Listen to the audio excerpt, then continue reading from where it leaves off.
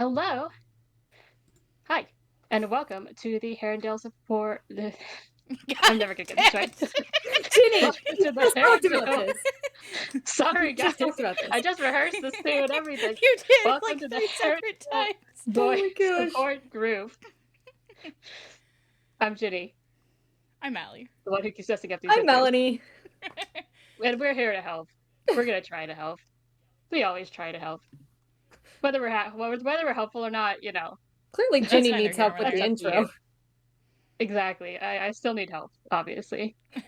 Every week. And we're here to support you, Ginny. We literally, are before we here. went live, had just talked about Ginny. The last time she did the intro was her redemption. Mm-hmm. Yeah, and then this time I messed it up again. And I was we're staring right at back. the word too. Herondale, and I Full just skipped circle. boy. Skipped boy. As No Herondale, boys, just and I was like, Herondales. why? No boys, just Herondales. Hey, we're about to get some. Well, we do have some non-boy Herondales that we do We love. do. So We there's that do, at least. yeah. I mean, we've had a non-boy Herondale for a good chunk of We this have. Mm-hmm. now. But If we're we're about to get a being main cast member. Woo. Non-boy okay, Herondale. But Yeah. yeah. what's been going on, But guys? that's yeah. How That's is life? another week. How's life? Um, it's going. It's Allie and I are both less sick than we were last time. Less sick It's is exciting. that is the thing.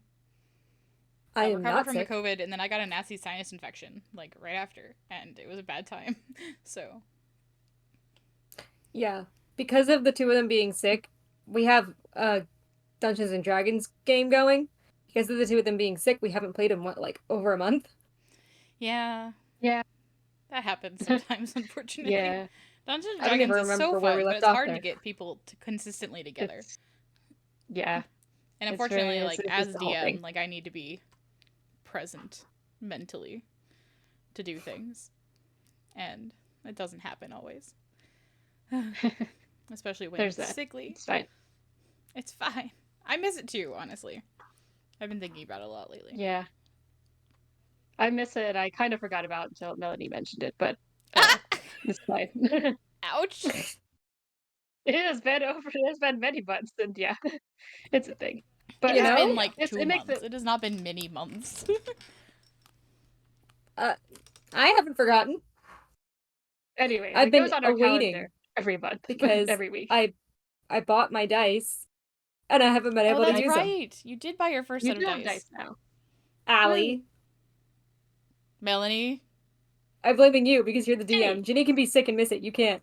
Oh, please. Listen, I have a shitty immune system. It's not my fault. My parents did not let me lick enough bumpers as a child. And therefore, I have a terrible, terrible immune system. Honestly, if you're interested in hearing more about Allie as a child, you should come check out. And this is a shameless plug for Usually Triumphant, because Allie will often have her dad join her for streams, and we get her dad to tell us stories about Allie as a child. That is a thing I've been known to do, is have my father crash my gaming streams. Yeah, he likes to tell stories about me as a child, about me being a general little shit. And, yeah, there's the time that he tied me to one of those, play school cars so that I wouldn't run away. And then It's also the there's time the you time. Go ahead. beat up a boy. I did beat up a boy. I did tackle him over a water cooler. That is a thing that I did. I was quite the little hellion. Now, If the issue is anybody's I was too interested, smart for my own good. And then here we are. if anybody is interested, I put the link to their gaming channel in our chat in Twitch. So Fun come on stuff by. over there. Yeah, speaking of Shameless dice, plug. I have a dice advent calendar this year for December. And every day it's a different die. And it's so cool. I'm so excited. Like, I got this chonky D20 on the first day. Look at how big it is. It is big and beautiful. And then, like, I got this cool D4 that is, like, shaped different. And then I got, like, this D6. I got so many cool ones. And then I recently got a wooden, like, Christmas-themed one. And, yeah, I'm having a great time with getting just a different die every day. 'Tis the best. I'm very excited. Advent calendars are really fun, and I like them a lot. I'm proud of Allie for not opening all of them and actually just doing it every like whatever day. That is an Because Allie I'm sure thing. that's difficult. Yes. Yeah. I could see Allie being impatient and opening them all at once. Yeah. We currently, so my parents don't live in the same state as I, so they ship Christmas to me and Ginny, because Ginny also gets Christmas from my parents, and they arrive in these big boxes. And usually, in the past, they've sent them like 2 days before Christmas because I'm notorious for opening boxes. But this year, they're actually sending them early in advance, and it is killing me a little on the inside. So we just have these 2 boxes of presents just like sitting in the front room, and I'm just like, do not look, do not look, do not I look. am proud of you for waiting. There's so many more days though. 16 more days. That's I mean, not if you're me. That's true. Not if you're Melanie. Exactly. How's You Hanukkah? don't have to wait for. We haven't done anything for it yet. Oh, okay. Oh. Right. We're doing it. We have family coming over tomorrow. Oh, that's fun. So that'll be our big day. Fun. Fun. Yeah, but yeah. We have a lot of words in the summaries, and we have 4 short stories to discuss today. Mm-hmm. So Okay. So do we want to like split it up and do a summary before we chat about a thing, or yeah, because we're not like gonna do them all back to half back or something? Maybe That'd not. be too much. Yeah, I'd be that'll talking a for lot. so Then, much, right. so long. Right. I think that's a good idea. But I Yeah, will give so you let's the just- blanket spoiler statement for all of the stories that we're going to talk about. So we're going to be talking about the following stories. We're going to be talking about from the Bane Chronicles, what really happened in Peru, the Runaway Queen, as well as Vampire Scones and Edmund Herondale. We're also going to be talking a little bit about tales from the Shadowhunter Academy, specifically the Whitechapel Fiend. Again, if you haven't read those, and you're intending to and you don't want spoilers, then now is the time to click away. But if you're just listening for vibes, or if you've already read them and want to hear our thoughts, then here we are. So, since we are going chronologically, we're going to start with some that happened before the infernal devices even took place. And that is going to begin with what really happened in Peru. The Bane Chronicles is a series of shorts originally published as free ebooks that follow everyone's favorite warlock, Magnus Bane, in interludes from his long and fabulous life. The first of these is what really happened in Peru, promising to uncover the story of Magnus's infamous ban from the country. Really, what we learned is that a lot of things happened in Peru. We see Magnus's Peruvian exploits in a series of vignettes. We begin in 1791 with Magnus, eager to party, awaiting the arrival of notorious grump Ragnar Fell for an experience in debauchery. Women, men, drinks, and inexplicably monkeys rack up quite the bill, so we then take a peek at how Magnus finances his misadventures as a warlock for hire. This time, he's been hired to protect a boat full of valuable guano, that is, bat poop, as it crosses the sea. Armed with a jaunty cap and magic that can redirect other ships, Magnus starts his time on the high seas in equally high spirits, while Ragnar is fighting illness. Fully enjoying his stint as a pirate, Magnus is moved across the decks, as a pirate might, by swinging across a rope, and convinces Ragnar to do the same. As Magnus swings, he misses that the hold door is open, and as he and later Ragnar lets go, they drop into an elbow-deep soup of guano. Ragnar's resulting tantrum, upon hearing that he is now covered in poop, sinks the ship, though we are assured that this is not the reason Magnus was banned from Peru. In 1885, Magnus is back in Peru. With him are Katarina Loss and Ragnar Fell, who has gone back on his promise to never travel in Peru with Magnus again. They help a client rob a temple before Katarina admits that she was jealous of Magnus' adventures with Ragnar last time, and she wishes to experience a Peruvian party. Still, defacing of a temple is not why Magnus was banned. A few years later, in 1890, the Warlock Trio has taken up residence in Peru. Magnus has decided to learn the charango, a small stringed instrument popular in the country. Katarina sees right through this whim and knows that it is undoubtedly tied to a paramour. And while Magnus resents the assertion, Katarina is correct, and his name is Imasu Morales. Magnus charms the young man into giving him lessons, and the pair grow close. Magnus, however, is not making improvements on his chosen instrument. In the town, through Imasu, begs Magnus to give up his musical endeavors. Magnus is not one to ignore the words of a handsome young man, and promptly throws the charango out of the window in exchange for a more amorous form of music making. The Warlocks extend their time in the city of Puno to allow for Magnus and his paramour to spend time together. Magnus tells stories, and Imasu devours them, only for it to stop on a dime. One day, his love insists that Magnus and his friends leave the town without him. Magnus is heartbroken and pours his sorrows out to his friends and later drowns them in drink. Following flying carpets, guinea pig liberation, and vomiting on the Nazca lines, the Warlock trio have a heart-to-heart and discuss their natures and their parents. Katarina and Ragnar speak of their parents who love them more than they perhaps should have, given their brightly colored skin and magical otherness. Magnus, however, mourns his own mother, who took her own life upon seeing Magnus's cat eyes. However, drunken vomiting did not get Magnus banned from Peru.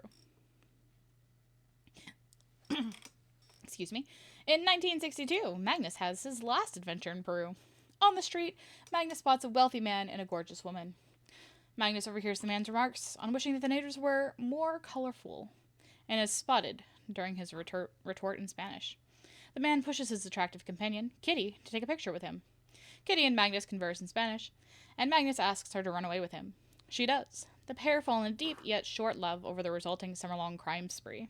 While we know that this does not result in Magnus's banning from Peru, we do know that we may never know the actual cause. End scene. End scene. Where do we begin? So we learned about, so the title is correct. What really happened in Peru, but like that's not the It promises we to see tell what us why happened, he was. but The Yeah. tagline that you said, Allie, something about promising to reveal or we're whatever. told we're going to learn how he's banned from Peru, and then Uh-huh. the truth We is don't. Magnus doesn't know why he was banned from Peru. I feel lied to. I feel led on. I do feel a little lied to. It was a little bait and switch thing happening. I will That say was that I my did note at enjoy the his end. adventures in Peru. I think Magnus is an interesting character. I enjoy Magnus a lot. And I remember, so of the three of us, I'm the only one who was like following this series kind of as it came out. I joined the Shadowhunter fandom earlier than all of us. So I remember these coming out. And I remember being so excited to hear more about Magnus and to learn more about his story because I thought he was so cool. And like, I really enjoyed the chance to like get in his head because throughout the Moral Entrance and the Infernal Devices, we don't really get into Magnus's head a lot. His is a viewpoint we don't always get. And so I was intrigued to hear more about him. And I know that neither of you were particularly enthused by these shorts, but in particular, I have a soft spot for them. And particularly this one with all of his misadventures. I also love Magnus, don't get me wrong. But it was not something I really enjoyed. I was, like, not impressed. I don't know. Just something about it. I would honestly be more interested in what did I say exactly? There's something about Katarina. Hold on. Katarina's cool. Oh, yeah. See, I said she's such a mom friend, like Charlotte, which, yes. Mm-hmm. But what I really was going to say was that I'm more interested in learning about Katarina's past, because they mentioned that she was almost burned for being thought a witch. And I'm like, that sounds more interesting than Magnus shenanigans in Peru. I'm sorry. I think it's also interesting within this trio, because Magnus is the baby of the trio, too. So, like, Katarina and Ragnar have these experiences and, like, this insight that Magnus doesn't have in a lot of cases. And Magnus, especially at these little shorts, especially these first couple ones where they're really just his drunken shenanigans and causing problems, like he feels young still, like despite being however old he says he is, and I was gonna say, whatever. We don't know. He keeps changing and saying a different age on how old he is, which is funny. Yeah. But it gives that impression of he's still young, compared to Ragnar and Katarina, who have been around a minute. And we see that kind of in the way that they react to that third little vignette, where he's fallen in love with the boy, with the musician.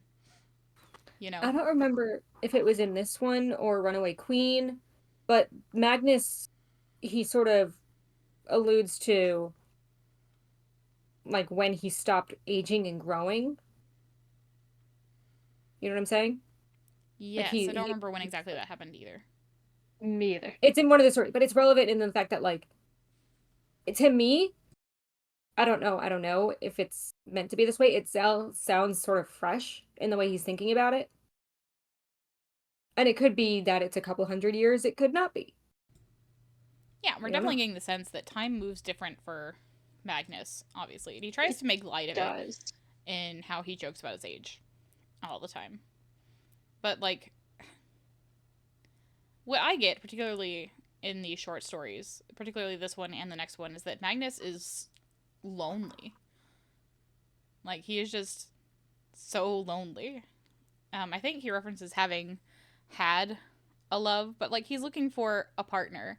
He's looking for someone, you know, to be with, and he's being shunned for his otherness in so many ways. And, you know, Yeah. he's coping with it badly. That's what we're seeing happen. Is Magnus is coping with immortality, and he's coping with it really poorly. He's coping with it through debauchery and drinks and, you know. And it's amusing, but it's also like there's an undertone of sadness there. I will say, biasly, my favorite part of what really happened in Peru was the magic flying carpet, because you could say it was a whole new world. But You could. Woo. If you didn't think that was where my mind immediately went to, then you don't know me. Ginny was reading these last night, and then Ginny turns to me and she says, "This makes me really glad you don't have magic powers." That's true. Oh God, I can only imagine. Yeah. But yeah, What I feel really sorry. happened on that cruise ship? I don't remember half of it, but Oh What gosh. really Allie happened on the remembers cruise less ship? than me. What really happened in New Imagine Orleans? when we eventually, What really 'cause happened in New Orleans? we Yeah. plan to go on vacation together, a group of us, on a cruise. So I can only imagine what will happen then. Shenanigans. It wasn't Indubitably. terrible, but it's shenanigans indeed. So yeah. I get a little wandery. Hmm. It's a thing. Yeah. Yeah. And yeah, like that's the other thing is like to me it's like so Magnus is like sad, you know, and he's doing these things because Exactly. he's sad and he doesn't know how to deal with it and not deal with immortality. But it's also there's like you know, and being younger too, there's like an immaturity to it too of Oh, like he absolutely. hasn't like you know he Mm-hmm. hasn't figured it out, and so he's just like he's just screwing around because like he has all the time in the world. So it's like so what's the harm, you know? Mm-hmm. So my is what consequences is this real action really gonna have, you know? We're gonna see. I think that shows itself a lot more in like this next one we're gonna talk about. But I feel like both of these, Yeah. there's some level of my consequences don't have actions. My Yeah, consequences don't have actions. I think that's yeah, one important thing we learn about. I don't want to say young Magnus because, like, I don't know how else to describe it right. This is young other than Magnus. like, Yeah, yeah, yeah, exactly. that that he's still learning. He's still like almost like a giddy schoolboy, and that like his actions don't have consequences. But then the other side of that is that he's lonely and he doesn't deal with heartbreak well, He doesn't. which And No, yeah. no, is, you know, it. I don't want to say humanizes him because like he's not a monster, he's just not a human. It puts him in a yeah, different perspective because we think of warlocks as these like long-lived beings. Mm-hmm. And so like surely they have to be like so wise and have all this insight, but like no, their scale of maturity is different, you know? and they're trying to figure it out, and there's nobody else to help them figure it out except other warlocks, like how to do this immortality thing. You know, like Right. yeah, And what I like Magnus about this just. one in particular is how we get to see that relationship play out between Mm-hmm. Ragnar, Katarina, and Magnus. Just kind of like Ragnar and Katarina kind of helping Magnus figure it out. Like they see him fall yeah. for this boy, and Magnus is like, "I need to stay because I love him." And Ragnar and Katarina kind of do the, "If you insist," and like, you know, letting him have these experiences, letting him kind of grow on his own. As But much as they know it's probably not going to end well, they know he needs to have the experience. exactly, and they're there Yeah. to, you know, hold him through his heartbreak and babysit him through his shenanigans, and you know, make sure he doesn't liberate too many guinea pigs and as it were. Yeah, exactly. Prevent him from turning into a cactus. That too. Oh my gosh, yeah. And There Katerina just wasn't, I don't know retelling that, all these things, and Max was just like, "Oh, uh-huh, uh-huh." Yeah, yeah. Me after that night on the cruise ship. Uh huh. exactly. And they were beautiful, and then you threw up all over all of those. And he was like, Magnus, "Oh, Allie, I see no yeah." difference. They're basically the same. I aspire to be Magnus. Uh, Yeah, yeah. I man. And don't I was have like, much more to man, say about it. Ragnar is long suffering He is. For in real. this. Like, and we don't, and I don't know if he appears in any of the other stories, but he's going to be in Last Hours, and I don't Mhm. remember being like, "Oh, Ragnar's so cool" or whatever. But when we read this, I was like, "Damn, poor Ragnar fell too." Which like Ragnar Ragnar is ends up having to be the Magnus Bane to some extent Mhm. I in mentioned Last Hours, but I mentioned Katarina being like the mom. Ragnar is like the annoyed older brother, Oh yeah. oh, and of course, Magnus is yeah, younger brother Oh yeah. who just wants to have fun. Magnus is just down for a good party. But again, it's hiding these very real, like, deep Yeah. feelings of loneliness. And... It's a coping mechanism. Oh, absolutely. yeah, and it's hard because there's that one line later where his paramour tells him to leave Oh because he yeah. seems impermanent, and then Magnus is just like, "Excuse me, Bitch. If you I'm only the knew. most permanent thing, yeah, exists here, but okay, yeah, Pop off, I uh, guess. I love exactly." how But there is this, but I mean, but we've seen through the story that like from a human perspective, not knowing that that this person is immortal, like he does, Magnus does have a wall up, basically. There is Oh a yeah. separation happening that to, I think, to an insightful human, like to be able to say that, like it's not false of another, like if Magnus was another human, Mm-hmm. that it could seem like he's just going through life, like doing these things and not looking to stay one way or another. Like that impression makes sense, but the irony is heartbreaking for Magnus is Magnus. presenting himself as a manic pixie dream boy. You know? Yeah, yeah, And, like, when you think about the stories that he's telling his paramour, he's, you know, and he mentions in that line where he's talking about being the most permanent thing, following Amasu's comment on him being unpermanent and constantly changing. Um, Magnus mentions that, like, that's the most true thing he ever told him, you know? Because he's yeah, telling, like, these half stories, which are all very unbelievable, of course, to a mortal guys, especially when you're hiding the magic behind it, you know? And yeah, so he's putting on this front and putting on this bravado and this very it's very much a thing of youth to, well, I did this, and kind of like puff yourself up and be someone else and be really ingenuine. And yeah, it speaks to a lot of insecurity and loneliness. I didn't have really anything else to say about this one. So yeah, I guess building on Magnus is lonely and do my actions have consequences? Let's go ahead and talk about the Runaway Queen. Oh boy. Oh, the Runaway Queen. The year is 1791. In Paris is at the height of fashion and the nadir of hygiene. The country is embroiled in revolution, and Magnus is trying to find his own among the chaos. The wealthy were still his best clients, after all. He's left his home on this day in search of a balloon. Flying in balloons was a decade-old trend that a lot of wine had made Magnus particularly keen to try. Unfortunately, fate decided against his flight, with the storm canceling his adventure. He tries to turn this outing around with a stroll in the park, eyes peeled for handsome and love-struck persons, but comes up short. Instead, he finds Henri, a darkling in service of the Parisian vampire lord St. Cloud, who greets Magnus with an invitation to a party, an invitation he is reluctant to, but must ultimately accept if he wishes to continue his residence in Paris. Back in his home, Magnus bathes, but his self-care is interrupted by the next handsome man to get him into trouble, Count Axel. Axel wants Magnus to save the queen, glamour her to ensure she is protected as the royals move to escape the city and flee the revolutionaries. While Magnus feels for the French revolutionaries, he recognizes the fear and disconnect of the royals as well. And, of course, there is an attractive man begging his assistance. Magnus agrees. The morning of the planned escape, Magnus awakes, hungover, and with a monkey in his room.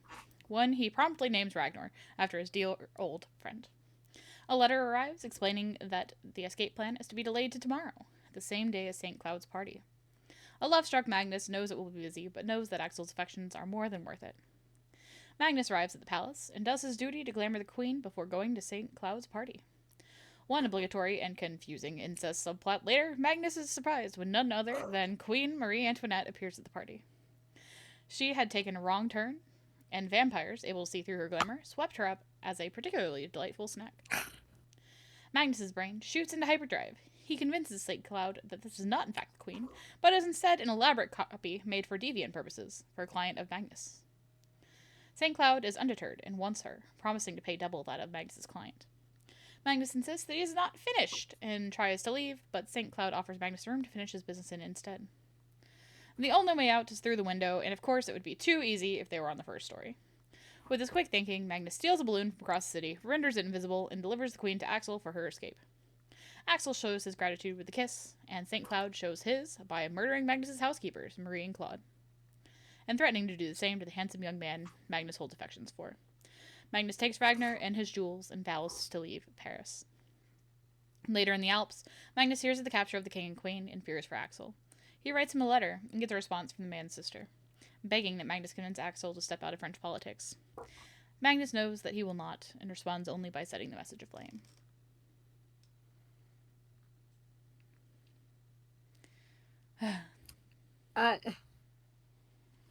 I'm burning the letters.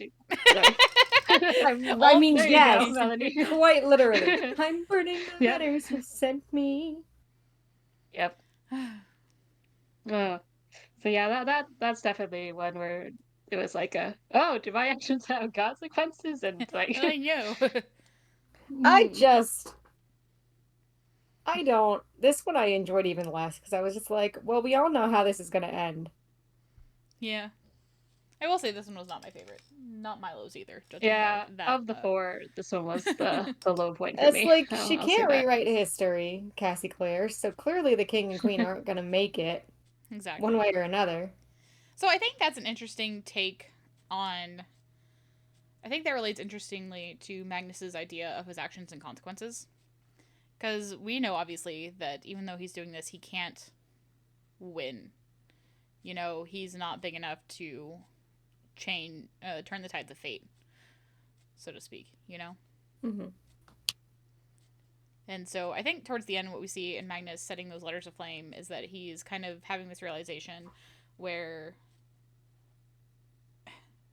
he's realizing that maybe he needs to just stay out of it when it comes to these big matters, I think. Part of this that I enjoyed the most... Part of it, yeah. Part of the story that I enjoyed the most was calling the monkey Ragnar.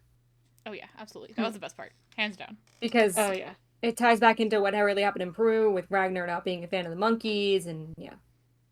And then Yep. Magnus is like, Claude, will you get him a waistcoat and jacket Oh my gosh. that matches then, mine? yeah. And, I was like, just a leash too. My jaunty fantastic. cap, yeah. Jaunty cap. F in the chat for Jaunty Claude cap. and what is it, Maria? Claude and Marie. Yeah, Marie. I F in the felt chat. bad. Yeah, So- that's the other thing is like, yeah, Magnus has these servants and like housekeepers that like help him and stuff, and they're really good to him, and blah blah blah. But then they just, they He's get building killed these because- relationships that only fail. You Yeah. know, or building these relationships that only hurt people. Yeah, And speaking of relationships, Magnus consistently has a type. Oh yeah. uh-huh. That black dark hair and blue eye those combination Blue eyes. Mm. just does something to him. Anytime somebody walks across his path, he's just like, yeah, okay, whatever. Yeah, sure. That's exactly what I'm doing. Yeah, whatever. The irony that Magnus the Cockblock Bane is out here. Needs to be cock-blocked. Somebody From cockblock these cockblock. random fools with black hair and blue eyes, just doing whatever. And then Listen. Magnus is just like, yes. I too can be rendered stupid by a type, but Magnus, my man, my dude. Magnus, please. You have to learn to put yourself first. It's okay, buddy. It's okay to love yourself. I will say, Well, I at least- particularly enjoyed Magnus settling into the bath, like getting all ready just to relax after his thing, and then Claude arriving like, you have a visitor. You have a visitor. Yeah, and Magnus is Claude's like, will the master be "Ugh." receiving this visitor in the bath? And Magnus is like, I might. considering Yeah. it. Yeah, exactly. He does receive him in this silk peacock robe, though, so. I mean, I'm sure that's also quite the first impression. Yeah. And that's the other thing in this is it's interesting because, you know, this is set during the French Revolution where a lot of attention was being drawn to the the gap between the wealth gap was massive. Um, it was like, the big part of this. And Magnus is living it up. He's living in his clients are the wealthy people, and like he's benefiting from it, and he's somebody of fashion. He's somebody who likes elegance and extravagance to extent, especially with his jaunty caps and those sorts of things. And there's a there's a moral gray area of that, and which I definitely think that he feels. He notices the disparities and doesn't really know Yeah. what to like do about it. Again, he doesn't get involved until somebody's like, "I need to hire you," and then ends up just like leaving Paris altogether at the end because of his own issues with the vampires. But Would there's you say that Magnus is living it up on top? eh, close to it. Yeah. But yeah, references all around. I don't stop. We know. Yeah. It's an interesting perspective on the whole French Revolution thing for Magnus wanna to feel quickly- caught in the middle. And he mentions that he's not like a French countryman. And so he begins this very like, none of my business. Yes. And then obviously, hot young man Magnus is like, huh? Of course I'll interfere with the French Revolution for you. I want to make If that you'll give my me a business. smooch. I want to tap that ass. See me again. I do want to quickly mention something you brought up in your summary because I did not see it that way or pick up on it. Was the maybe disturbing incest plot? Ah, yes. I texted Oh. Ginny what was the exact quote. Because I was I reading have these found. at work I think last it's like night. I have found the. Yeah. I have found the. Hold on, I'm scrolling so I can find it. I think it I was found the inexplicable incest subplot. Yep. Oh, guys. And I was like, no. Or I was like, I didn't pick up on it that way, but now that you Yeah. say it, Jenny was briefly concerned about the situation at my work, at my place of Yes. employment. I was like, that. But then I was like, right, you're reading the story at this point. Yeah. Yeah. this is not a real life situation. Exactly. Jenny Yeah. was like, and I was like, no.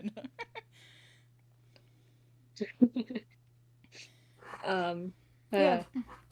More Magnus But yeah, there's shenanigans, like all for a one boy. line in there, and I was just like, It's the vampire darkling, Henri, Yeah, and then it his is. sister. uh-huh. Just like a little not sibling, and I was just like, I see it. I was like, Cassie Clare, why?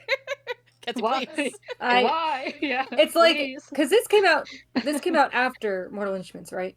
After Mortal Instruments and after Lean for All Devices. So like she had already Okay. done the sort of incest plot once before. Why did she need to repeat it? There's a questionable incest plot You in know? all of them. You All know? of them. What's Yeah. the incest plot in T.I. in the front of devices? There's gotta be one. There's got to be one. There's gotta be one. I'll get back to you next week. Okay. But it's the hallmark of writing for Cassie Clare. Questionable incest subplot.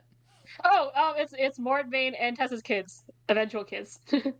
Oh, Like that's right. it'd have to be the Oh, their okay, but bloodline. like that's not. Yeah. That's I mean, it's actually not like happened. the, but it's there. But like the implications, but like I guess it's not. Yeah, it's not I between guess. characters. I see what you're saying, but oh, okay. we could find one, but When but Will's I would calling say for Cecily, devices it's harder. Tessa thinks that it's a lover. He does. That is also think it's a low-key lover. a questionable incest subplot for the But purposes that's of this bingo. Tessa being stupid. That's not. Whatever. I'm not gonna argue this because it's not gonna go anywhere. Anyways, yeah. Shall we It's move on? Speaking of the Herondales, I suppose. Herondales. Herondales. The best. What we're all here for. Yes. Gotta meet OG Daddy Herondale. Here we go. London, 1857. Magnus has harbored a resentment for vampires since the unfortunate incident in Paris. But all of that is rendered moot by one Lady Camille Belcourt's powerful bosom. Of course, her stunning bosom is not what he should be focusing on now, as he is meeting with Shadowhunters over a new set of laws for Downworlders and Nephilim alike, the Accords. The Downworlders present, Magnus and Camille, as well as the Mermaid Arabella, Werewolf Ralph Scott, and Alexei de Quincy, are being shouted over as the Shadowhunters argue amongst themselves. Tension brews as Ralph tries to champion for the rights of Downworlders in these new laws, and scones are offered to cut the tension. Of course, in true Herondale form, this is when a young man with golden hair and eyes as blue as the sky appears. Edmund Herondale. One Herondale interruption and Baby Charlotte cameo later, the meeting continues to no true progress. Magnus begins a walk to see Camille when an attractive and interesting person falls from the sky. Much to Magnus's dismay, a devastating ensemble made on Bond Street with a red brocade waistcoat does not follow. Edmund, the attractive and interesting person, sought out Magnus for the promise of adventure, which Magnus provides. The pair go to White's Club for drink and cards. Edmund is fascinated by the games and the risk of gambling, living for the danger and thrill. What better life for someone who has denounced love? Eventually, it is Magnus who pulls Edmund away from the tables and into the London streets for a sobering walk in the chilled night air. Magnus attempts to enchant the young Shadowhunter with stories, but is interrupted by the presence of a demon. Edmund slays the demon, saving a midnight-haired beauty in the process. Lynette Owens is a Welsh heiress with a quick wit and sharp tongue. Edmund is stunned and instantly smitten, and leaves the encounter with an invitation to call upon her when he's sober. Though, to be fair, Magnus receives the same invitation. Another meeting with the Shadowhunters is going just as well as the first, with Ralph presenting a compiled list of downworld demands that succeeds in only angering the Shadowhunters. When it looks like things are soon to be thrown, Magnus excuses himself and finds Edmund looking forlorn. He holds in his hands a pyxis, containing the first demon he ever slew. Edmund knew being Shadowhunter was in his blood, but so deep was his love too for Lynette. He could not ask her to give up her world in exchange for his own, nor could he live without her by his side. In that moment, he makes a decision. And Magnus worries just a touch for the young Shadowhunter's future. Edmund does not look back. Magnus returns to the meeting, only for it to be interrupted by demons. Clearly, to Shadowhunter eyes anyway, these demons were summoned by the Downworlders.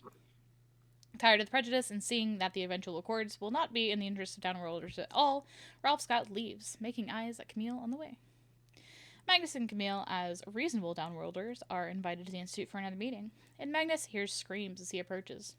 Edmund Herondale is being stripped of his marks. Struck by their barbarity, he and Camille turn to leave. They speak of their romance and of Ralph Scott, and Magnus departs London. For a time, anyway. I guess I'll start and say I enjoyed this story much more than the other two. I agree. I like this one. Yeah. I think the way it's told it directly ties into the stuff. Yeah. It directly ties into the stuff we just read too. So there's throughout the info more of devices that. we talk about, it's talked about, I guess, Magnus having this connection to Will's father. Mm-hmm. And now we know what that is. We do know what that is. And I remember when we were discussing the infernal devices, Melanie, you made a comment about Edmund being drawn to gambling and like whether or not that was a thing that he did or a thing that Mortmain pushed. Oh, you're right, I did. Here we kind of see that it's his own natural inclinations. He's a risk taker. He's into. That's what he loved about shadow hunting, is that, getting his blood pumping. And then he found that same sort of motivation in his family and in his love, but when that started to fall apart, he turned to gambling, yeah. Exactly. He was seeking that thrill, that life's purpose elsewhere. I forgot I mentioned that. Yeah. Yeah, I forgot too, but yeah, you're right. So yeah, interesting points to bring back. And then there's this point at the end too where like Magnus like has this moment where he's looking at and he's worrying about Evan's future because like he like sees that it's gonna he does type of thing, and I was like, ugh, yeah. We meet Ralph, who is Woolsey's younger brother, or older brother. Sorry. Older brother. Yeah, Woolsey's older brother. Yes. We get a lot of characters who are really only mentioned by name or get brief appearances in Infernal Devices. Mm-hmm. Yep. Well, we know that Ralph Scott is important because he's Camille's lover that De Quincey had slaughtered. And that's what turned Camille against him. And there was a line in here about Camille saying that De Quincey was a leader and friend, and I was like, that's not going to last long. Not for long. He's not a friend. Yeah. Maybe a couple more, like 20 years, but no, not much longer. Yeah, no. We also hear about Eggs Benedict. Did you hear about Eggs Benedict? Oh, Lightworm. Yeah, Lightworm and just ugh. So everyone, yeah, it's an open secret, and everyone knows that Benedict is out here fucking demons, like, and no one did anything about it. I know, that's insane. Just poor Barbara Lightwood. It's implied that she had a thing with Edmund too. Oh, it was implied that she had a thing with somebody, but I didn't know if it was Edmund. It was Edmund. He talks about breaking the line specifically.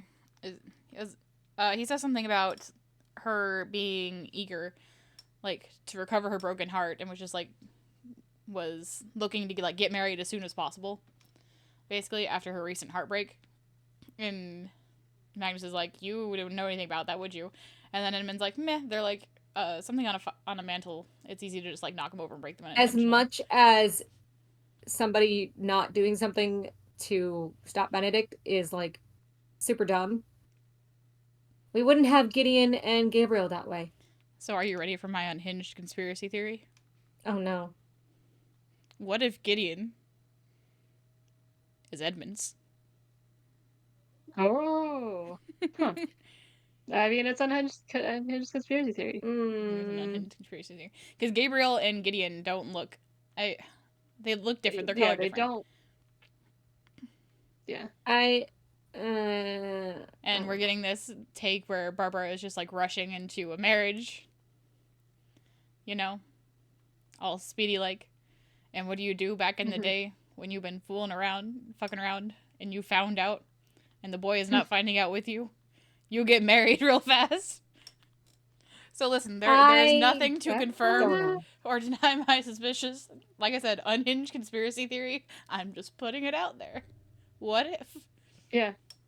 I mean, I could see it, or I mean, I'm not yes or no in it, I think I'm the same. I'm like, I see it, but I'm also just like, this could just be an Allie conspiracy theory, what she does best. It could be, but listen, this is, like I said, unhinged conspiracy theory that I am hanging my hat on.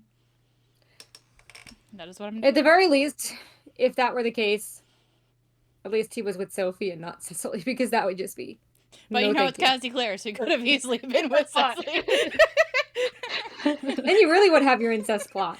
I would. Yeah. Why do I talk to you? I didn't write the books, so why are you looking at me? I didn't write because you're you. Subplot.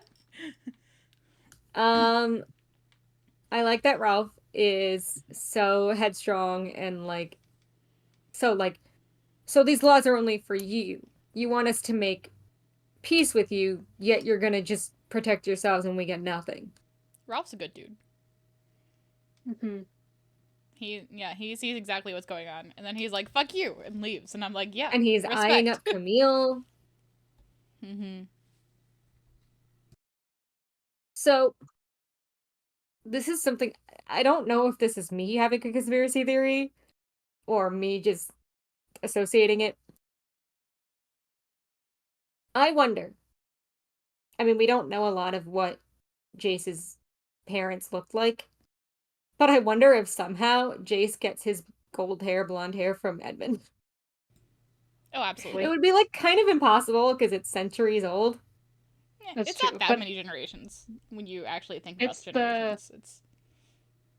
Genetics be weird. Yeah, that's the seed that's being planted. Is Edmund is the blonde hair? Yeah, because we do know Herondale to be, dark hair, blue eyes. Edmund and Jace are almost the same person.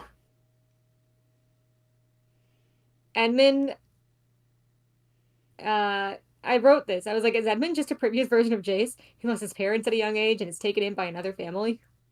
It's true. He was raised by the Fairchilds. Yeah. I was reading about Edmund and I was like, this is giving Jace vibes. And then I turned around and Oh, read yeah. about Jace, and I was just like, ah, yes, they're the same. Exactly. It comes around, it's It does. That Herondale boy genes be strong. Did we ever learn Will and Cecily's mother's name in TID? No. Because I was like, oh, is I Lynette wasn't like sure their about that. mother? And I had to look it up because I was like, I don't think we ever learned what her name was. Yes. And I Lynette could have is. Okay. just waited and read on. But Yeah. And yeah. Owen is Will's middle name. Oh, Okay. is it? Okay. Yeah, after Lynette's last name. Little Charlotte. Let's talk. Yeah, baby She didn't Charlotte. appear for very long, but let's talk about little Charlotte. Do your duty. Okay. Okay. Yeah.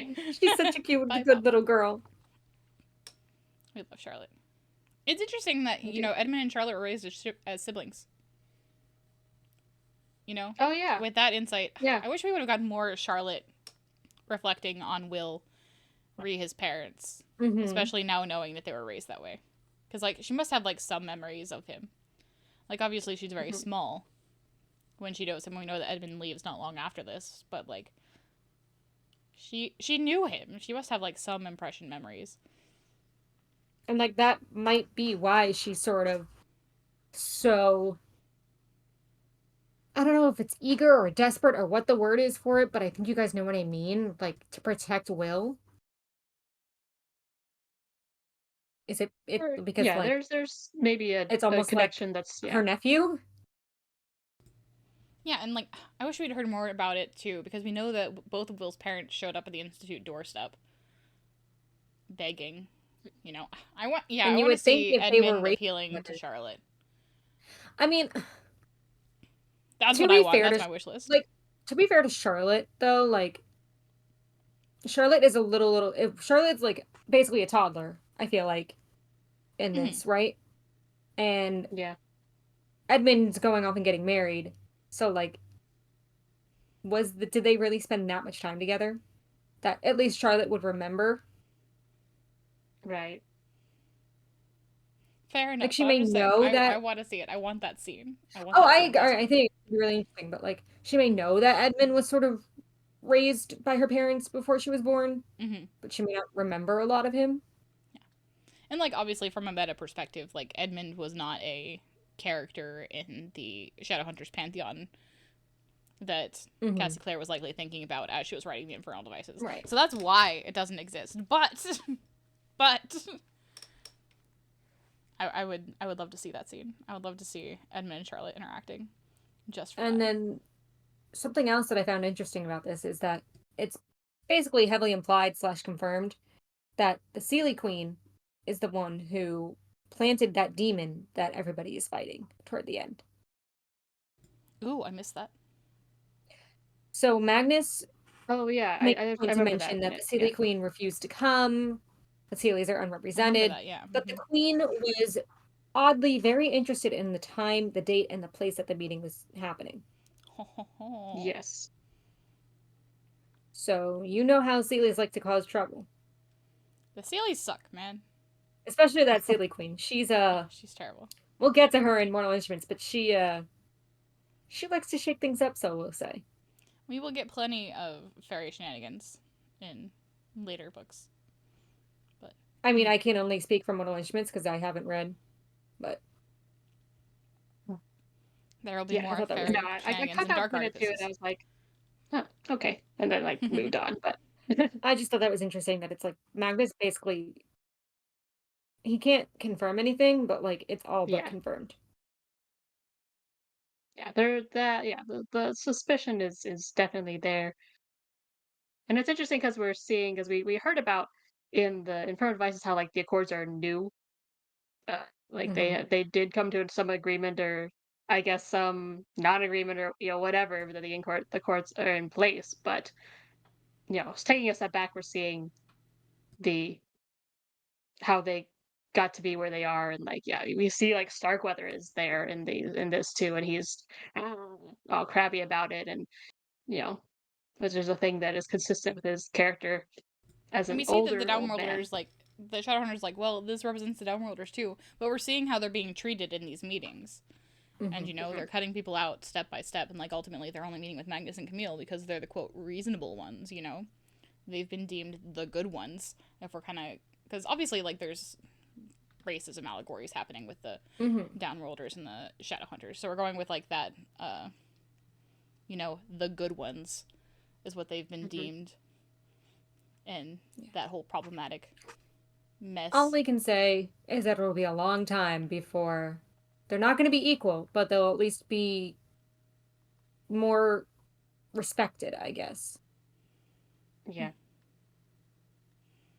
A lot And more. it was interesting seeing Camille and Magnus's kind of how their Meeting and thing like flirtations. started. They're both and just then, like yeah. need to go to horny jail for each other. But Camille chooses Ralph, and Magnus is like, well, he's a boy. Go live that life with him, and, I'll still be here. Which is really interesting because... Which is really interesting, yeah. Oh, if you want to talk about it, go ahead, Jenny. No, go ahead.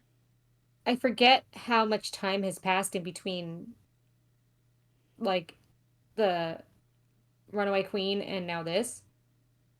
But that's very mature for Magnus. To be like, well, we have forever and he does not live, he's not immortal and we are. So you can go be with him and I'll be waiting. Yeah, I don't remember how much time either, but there's definitely a 60 shift some odd in like... years. I mean, that's a 60, decent amount of time for him to mature, so... Yeah, he's trying to grow up slowly but time surely. has passed, and there's a slight more... He's this is not a story about Magnus being reckless and stupid and whatever, like the other chronicles were. This is more about world building for sure. than Magnus. Yeah. And like, and it's so interesting because Magnus sees the parallels between Edmund Herondale and Ralph Scott, and seeing the headstrong, the the passion, like all of that, and then so he definitely he draws the comparisons, and then and like Camille and Magnus come to that agreement of she's gonna go be with him because but like there's definitely she's definitely interested in Magnus and whatever, and she like has kind of like passing interest in Ralph, but hasn't like pursued really anything either there. And then Magnus is just like, yeah, go be with him, and she's like, really, you're cool with that? Like that's sounds weird and different. And he's like, yeah, I'll be here, and then you know we know how it plays out in the Infernal Devices.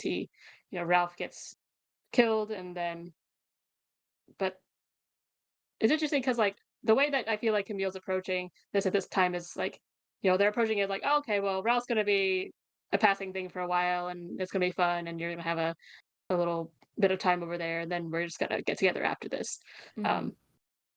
And then he gives her the necklace. He does. Oh, I missed that part. He gives her the necklace. He gives her the necklace, which later becomes Will's, which later becomes Cecily's, which later becomes Isabel's. Yeah. Somewhere in between it becomes somebody's, but I know it eventually becomes Isabel's. It becomes Anna's before that. And then, yeah. But yeah, we get the necklace. All the pieces coming together. All the pieces coming It's all coming together. Speaking of pieces coming together, let's meet some of our cast for the last hours. Small little babies. Small little children. Little babies. The Whitechapel Fiend. Tales from the Shadowhunter Academy is a series of stories within stories, following a Shadowhunter ascendant hopeful as he learns to be a Shadowhunter and about their histories. For the purposes of this podcast and for the timeline, since we are reading everything chronologically, we'll be speaking strictly about the story within the story, and maybe we'll discuss the sort of external narrative later on in the timeline when it makes sense to do so. The Whitechapel Fiend takes us back to London following the events of the Infernal Devices. Will and Tessa are married and heads of the London Institute. Their family is grown by two, with their 2-year-old son James and their newborn daughter Lucy. Gabriel and Cecily are also married, with a slightly older daughter named Anna. Will and Tessa are watching their son steadily hold a dagger, wielding it steadfastly against a villainous duck. Will is thrilled by what a natural his son is, while Tessa quickly replaces the weapon with James's favorite toy, a wooden spoon. Tessa reflects on the almost normalcy of it all when Gabriel Lightwood arrives, distressed by the news in the mundane paper. Jack the Ripper was terrorizing Whitechapel. While the mundanes had their own explanations and theories, something about it seemed particularly demonic to the London Shadowhunters. Together, they form a plan. Cecily will glamour, and Tessa will shapeshift to resemble the prostitutes being targeted as they attempt to lure the demon out of hiding. Brother Zachariah will also be present for reasons.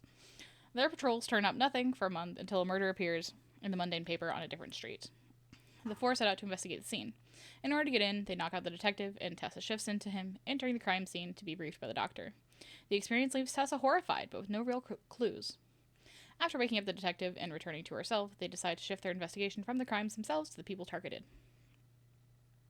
Upon their return, the Institute is suspiciously quiet. Neither Bridget nor the children can be heard. Bridget is found unconscious at the stairs, but the children are still missing. Panic rises as the realization settles in that the demon is somehow inside the Institute. It calls the Shadowhunters, a trickster begging to play a game. James appears, wielding his spoon, and runs straight into a roaring fireplace, to disappear in an instant. Just as suddenly, Jemariah appears, assuring a mourning Tessa that it was not, in fact, James, but the demon itself playing a trick. He also informs her that he knows this because he has a Deus Ex Machina, tracking spell on both James and Lucy since they were born. Together, they piece together that the demon is a child in search of a mother to play with. Jessamine, now a ghost, appears, offering to play with the demon. She offers her dollhouse, but only on the condition that they get more people, the children, to play. The children are found safe in the chimneys. With the children safe, Jessamine proposes a game of hide-and-seek. When the demon appears in the form of a small girl, Will ends them with a quick stab of a seraph blade.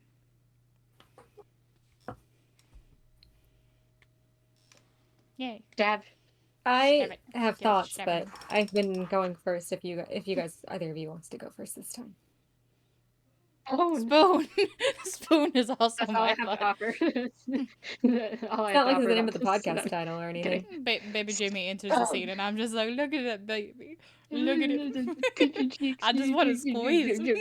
And you know he's right, got that little tummy because his little toddler tummy just tickle tickle and just like baby. Yeah, they talk about his round little face and everything. And the golden eyes and his jet black hair. Which, like, the golden eyes confuses me, but that's... It will be explained in the last hours. We will talk Indeed. about it. That Herondale special juice, as it were. Oh, yeah. Because apparently it's not, but I thought it was because of Jay's stuff that I don't want to say because we're not there yet. It's because of Tessa's stuff. But yeah. Okay. Anyway. Interesting. Should I go, or go ahead. Do you guys have more to say? I have mixed feelings about this story. On the one hand, seeing Tessa and Will and Cecily and Gabriel and little family unit, super, super cute. Mm-hmm. Love it. Love Spoon. Love the James is just a menace because he's a toddler. Listen, I'm living for Will's Dilvera. That is fantastic. I am so ready for more. Sorry, I thought I saw something flying around. I don't know how I feel. I'm uneasy about Cassie Clare basically saying that Jack the Ripper, she's solving Jack the Ripper. Like, it being a little fiction demon. Be like that. I feel like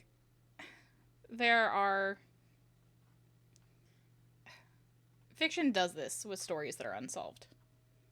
Fiction, it's a common thing to like step in where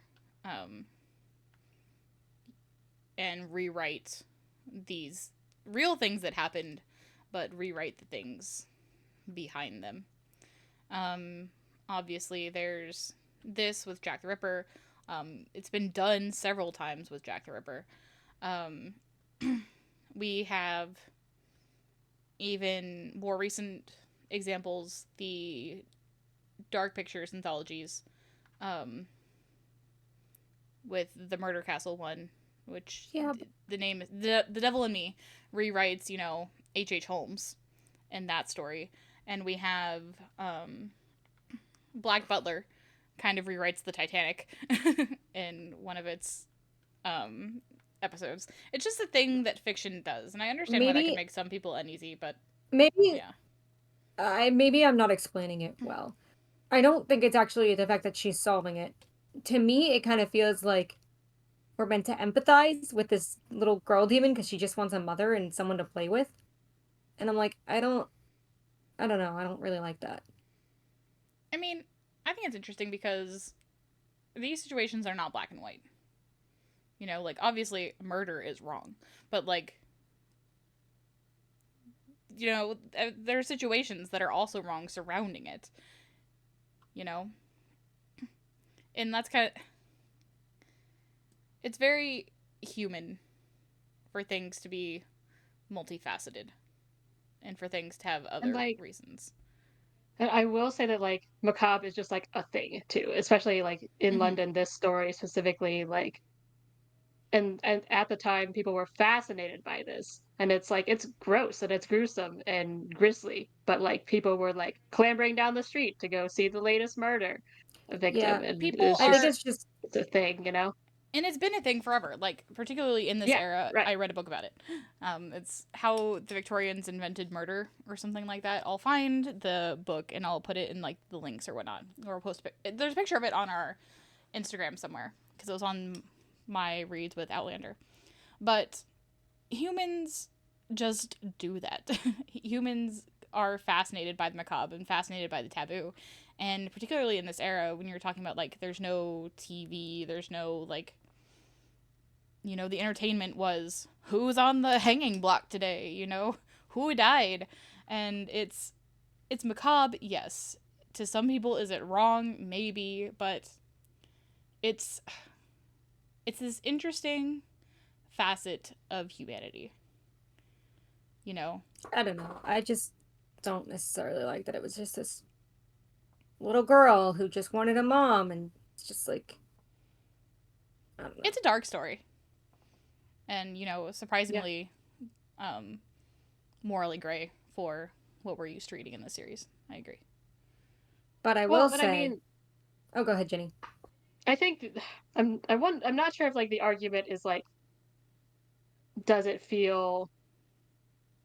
So I'm thinking about this one, and then, like, the last story we... Like, one of the other ones we did about, like, Paris, you know, with the, that's right. the king, we also rewrote the French Revolution, like, you know? So we also rewrote French Revolution. Like, does it...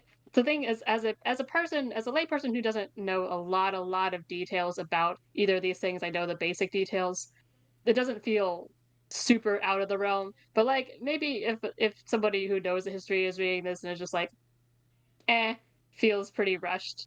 That's one thing, I think. I mean, I guess the argument to be made is, like, does it feel like it's just like a meh, half thrown together, half researched type of thing, or does it feel like, oh, you know, maybe this would be possible in a world where, like, magic Black also Butler happened, also rewrote Jack the Ripper. Exactly. And it kind of had a similar take to this, actually. I'm fine with it being rewritten for it to be a demon or whatever. That's fine. It's the fact that I feel like we're meant to empathize or whatever with this little girl who just wants a family and a mother and whatever, and I'm like, I don't empathize with her. I mean, I think that's an interesting take on looking at the victims of Jack the Ripper, because Jack the Ripper took, you know, these desperate prostitutes, women, and then particular fascination with their childbearing organs, like removing their uteruses. And I think that that's an interesting take, that it's, you know, a demon taking the form of this child who wants a mother and is, like, longing for that, and is, like, removing that as, like, a sort of vengeance, you know? And I think it's an interesting take.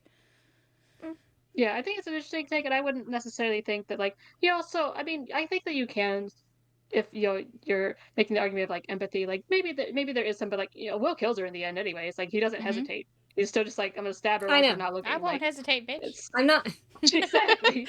I don't know how else to explain it, and we're gonna disagree. You know, we talk about, you know, we're disagreeing, and that's fine. It's just, I don't know. I think that there's some degree of empathy. I mean, the thing is, being able to understand how and why something happens does not make something not wrong. Right. You know, those are two entirely different situations. This is just the way I'm interpreting it, and that's all I can say about it. Yeah, absolutely. Like, we talk about... Yeah. I'm going to talk about Baldur's Gate 3.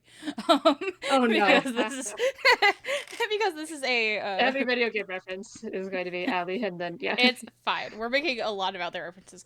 Okay, but it's got a really fantastic example about it. Because I'm going to... So we're talking about being able to empathize with something does not mean it is not wrong. And one of the ways that we see this appear in, daily life is the cycle of abuse, right? And so I'm going to use the example of Astarion to kind of give this thing. So Astarion is a character in Baldur's Gate 3. He is a vampire who has been abused by his master, who has been used as this like sexual lure to bring back, what he believes to be food for his master. And he builds a lot of resentments for this. To resolve his storyline, you can go one of two ways. To resolve his storyline, you can either go for he remains this vampire spawn and he remains as he is, and ultimately he grows and he breaks the cycle of abuse. You can also choose to make him the vampire ascendant, where in this storyline he basically becomes the abuser. So it's like there's empathy for what has happened in the ascendant storyline, where he has basically become a reincarnation of his master. There's empathy for what happened to make him this way, but that does not make the behavior right. Does that make sense? So you can still condemn the actions while understanding and having empathy for what happened. And I think that in a way, that is what we're being shown here. There's empathy for this little girl in the demon who just wanted a mother, but that still doesn't... the actions are still condemned. Like, it doesn't make the actions right. I get what you're saying. I don't know. It's morally gray storytelling, and it's not everybody's cup of tea. And, like, you don't have to like it, but... Listen, the thing that I don't love, the thing that I have issues with, is all the Deus Ex everywhere. Deus Ex, yeah. Deus Ex everything, everywhere. Jessamine being a ghost conveniently solves this problem. Okay, I thought that was really interesting. And then, like, the girl and the, like, yeah. But I love seeing Jessie. I wish that this was longer, because I really like the concept of this. I don't want this to happen within the context of... Because the greater context is Tessa is speaking to this academy class and telling this story. I want to see this story happen, but be bigger. Because I think that Jessie stepping in and being, like, offering to play with the child is interesting. Because I think that's interesting given Jessie's character. But it's explained away, and it's like how we end from Jessie, how we ended the Infernal Devices to get to here. I'm like, I don't know, because I think it's character. I think it's really character growth for Jessie, because her dollhouse is so important to her. She doesn't want anyone else to touch it. She doesn't want anyone else to play with it. And she's kind of allowing this for her to save the children, and it's like she mentions. What is it exactly? She mentions at the end when Will is talking to her ghost that she's going to protect their children or something like that, right? Mm-hmm. Yeah, that's what she's doing. I agree that it's interesting to see this, but I still don't think it makes perfect. And I don't know if it really makes sense. It's like kind of a throwaway, but at least maybe I think it is a throwaway. That like they talk about James trying to run out full force into the outside of the institute, and Jessie's like, no, darling, you're not going to do that. Well, you think about it, it's this weird, twisted way of Jessie getting what she wants. Because what did Jessie want? Jessie wanted this mundane. She wanted to be a mother, family. She wanted a family, and she's kind of, So it's this kind of warped way of Jessie falling into this role for a moment, Yeah. That's true.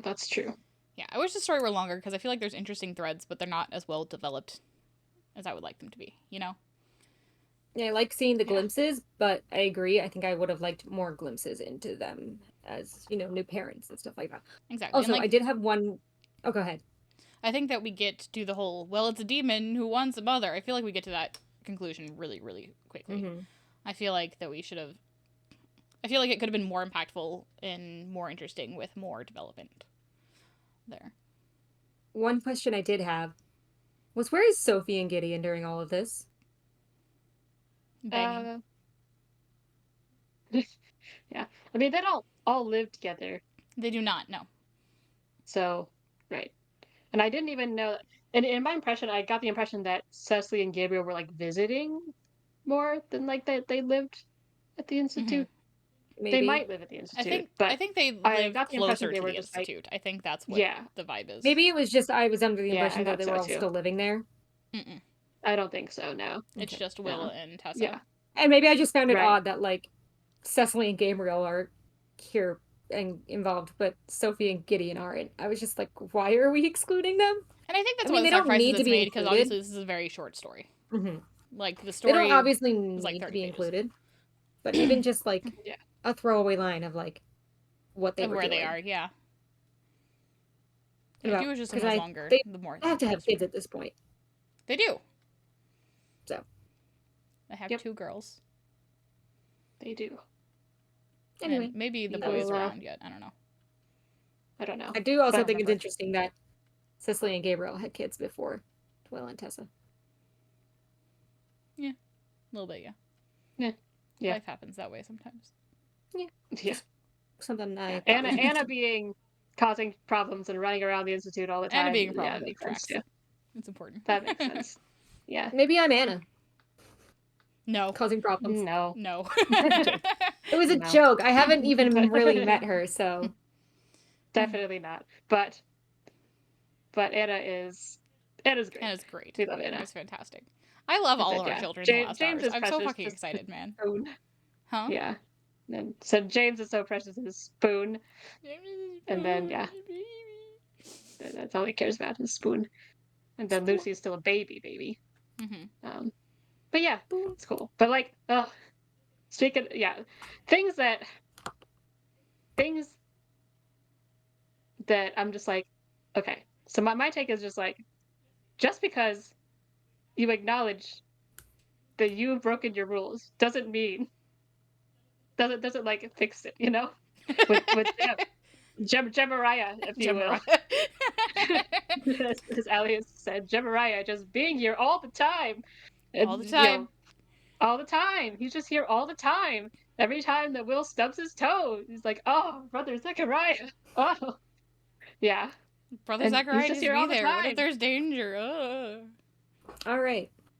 And they're just hanging out, and like, yeah, Jem's putting his Yeah, just parchment hanging out. Shadowhunter or Silent Brother robes over Will as he's passed out Who at the is it? table. Is it Gabriel that's like, you find an excuse for Jem to always be around? It is He Gabriel. does. Yeah. Even if you stub your toe. Gabriel calling him out and He shit. does. That's what I'm saying. I'm just like, just because you're self-aware as an author, so you can have your other character call out the bullshit that you pulled, that doesn't make it right. Exactly. Frustration. Jem has had tracking spells on them since they were born. Oh, fuck right off. Let Jem live his new life as a silent brother. No. And have Yeah. No. I love him, but he should be dead.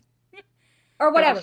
But like, if this is my point is, yeah, I agree. I know what you're saying, Melody. Like, if he's supposed to be a silent brother, then let him be a silent brother. This is not a silent brother. What he's doing. and like in a situation like this, where they're like thinking that they may need him for healing ability or whatever, I don't know. In like a dire situation, I can see them calling on Jem. But like, silent brothers don't heal mundanes. It wasn't about healing mundanes, though. It was. But was it? Yeah. Oh, I thought it was about healing them. I don't think so, because they're like, if we could save one of these girls. Well, it may have been in relation to Bane. But also, why would they need a silent brother to heal them? Like, isn't that what an Arasi's for? It's a very loose excuse to have Jem there. Yeah, exactly. Yeah, it is a very loose excuse. Jemariah. Uncle Jemariah. Uncle Jemariah, exactly. And then Tessa's out here, like, holding his hand sometimes still. I know, right? Like, bruh. And it was like, Gabriel seems to be the only one who doesn't understand why Jem is still so important to the two of them, and it's like, yeah. Well, he has the outside that perspective of like, because he knows of them, but he doesn't know them. Mm-hmm. So yeah, he it's what you just said, takes Allie. the place of, or was it Ginny? Whoever, I don't know. You had said it 2 seconds ago, and I don't know who it was. I'm sorry. But of the author being self-aware doesn't make it right. Yeah. Yeah. Sorry. It's frustrating. It's just like, it's frustrating. I love Jem so much, but just, and like, how Let long him does it have take his to own become like a full silent brother? Like, this process Let him is so be damn his quick. own person outside of being Will and Tessa's. Basically, they're like emotional their third wheel in their relationship. This is my boyfriend Will, and this is Will's boyfriend Jemariah. Husband now. My husband Will. My husband Will, and Will's boyfriend Jemariah. And also my future boyfriend husband. And also my future husband. But like boyfriend, we went babe. over that last time. Baby We're not daddy. gonna get back into We it. did. We did, but My I was just like, it's ex-fiance. here again, and I'm like, oh. My ex-fiance. It's just the amount Yeah, of Gemini Gabriel was is like just he rampant could in he this was like whole episode. he could not understand how like her ex-fiance, and it was like, oh god. And it's a whole thing. I was It's like, it's Gabriel, the I whole know. thing. I know, buddy. Yeah, We're all with exactly. you. Anyway. Gabriel Lightworm is right. Oh, Light I did word. love the other nicknames that was given to Benedict Lightwood, Oh yeah. which Those were Bad News Benedict, Right. Benedict Lightworm, which was one we had already seen previously, and Bestial Benedict. Oof. Ooh. Getting got. Though I still Yeah. call him Eggs Benedict in my notes because Mhm. that is the funniest course. thing ever. You're good job, Jenny. Shenanigans. Yeah. On this podcast. Always. Shenanigans. That's what we're here for. We got more shenanigans next time too, right? Yes, we do have more shenanigans. So that'll be Shorts Interlude number 2. We are going to talk about the following. Tales from the Shadowhunter Academy, Nothing But Shadows. And then we have 2 from Ghosts of the Shadow Market, which is more Uncle Jemariah shenanigans. We'll be reading Cast Long Shadows and sobbing about it. And we will also be reading Every Exquisite Thing from that same series. And finally, the Bane Chronicles, The Midnight Air. All of these are going to give us more insight into our new cast that we'll be adopting when we eventually start Chain of Gold. So next week is going to be the day before Christmas Eve. It is the 23rd. Obviously, we'd love to have you here, but, you know, go be with your families if you're doing Christmas stuff. Listen, the podcast will drop on Christmas Day on Spotify and Apple Music. Listen to it as you're unwrapping your presents on Christmas morning. That is our gift to your you. family. I will Probably certainly in maybe front be of listening your- to it because I I don't try have, and I curse don't have less. anything to do. No, I'm I working. don't think I'm working there are on weird Christmas. incest subplots in these 4 that you'll have to explain to your family. I'm working on Christmas Eve and Christmas. Ugh, that's gross. I'm sorry. Sad. I don't have anything else to do. That's true. That's true. And Yeah. then after that, Um, I believe in the new year we'll be starting Chain of Gold. Yep, the I new know. year. Exciting. But first, more shorts. More shorts.